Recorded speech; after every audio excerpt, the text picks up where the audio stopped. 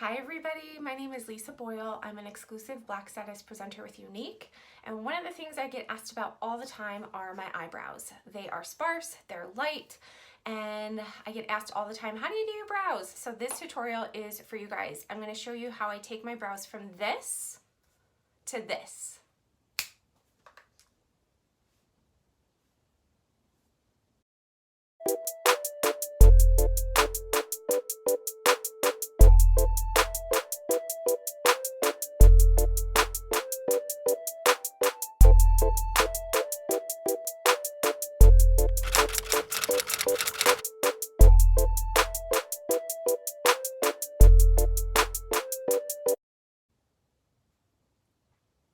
Alright guys, in this tutorial I'm going to use the Brow Artist palette. I'm using the darkest one, and I like to start with the darkest color with the angled side of the brush and just kind of outline the bottom of my brows.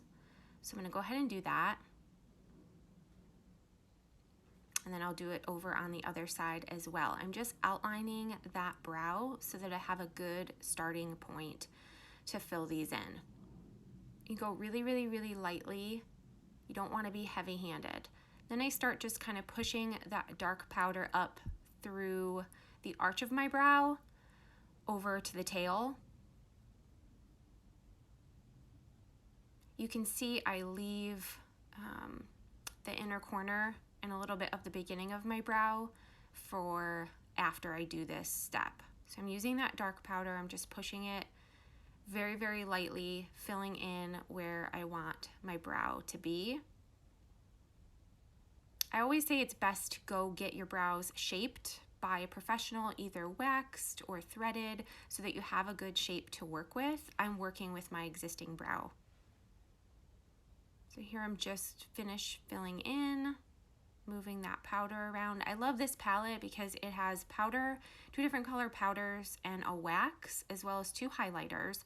And this brush really does make the palette magic. It's such a small angled brush that it really keeps your brows precise. Now I'm taking that lighter powder and I'm just very lightly blending in where the brow starts. You can see I kind of go in an upward motion there so that it can kind of mimic the look of hair. I don't have much hair in my brows, so I'm trying to make them look as natural as I can. And then over to the other side, I'm doing the same thing. I'm just taking that darker powder and going along the arch and the tail. This powder is water resistant. It's long wearing. I never have a problem where my brows come off. I know that sounds silly, but they stay on. It's sweat proof. It's a great product.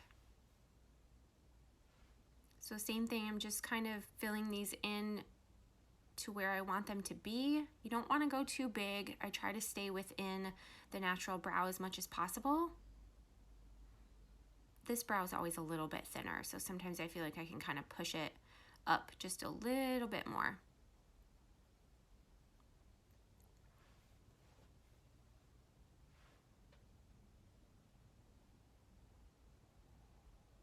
Really light-handed is the key with this. You don't want to push too hard. You don't want them to ever look super drawn on. I know these aren't super natural looking brows, but that's the style of my brow. Then I'm taking that light powder again, and I'm just doing the beginning of the brow, trying to keep that really, really light. And then I blend it into the rest of the brow.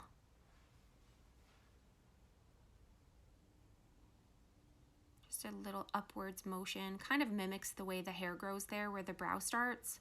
And if you mess up, it's okay. Nobody's perfect.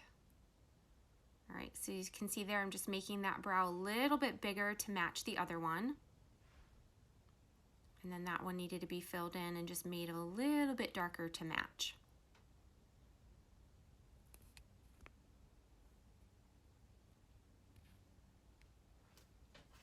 Perfect. So now I'm taking the highlight powder. I use the cream color with the other end of the brush, and I am just going to kind of fine tune that line and make it really nice and crisp.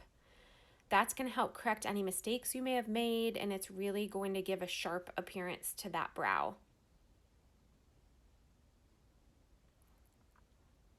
I do that on both sides. And I do it just on the bottom. You can do it on the top as well. I keep it just on the bottom. I hope you guys enjoyed that video. This is the first of many to come. And in this video, we used the Brow Obsession palette with the double-ended brow artist brush. If you have any questions, let me know. Make sure you give this video a thumbs up and make sure you subscribe so you don't miss my future videos. Thanks so much for watching.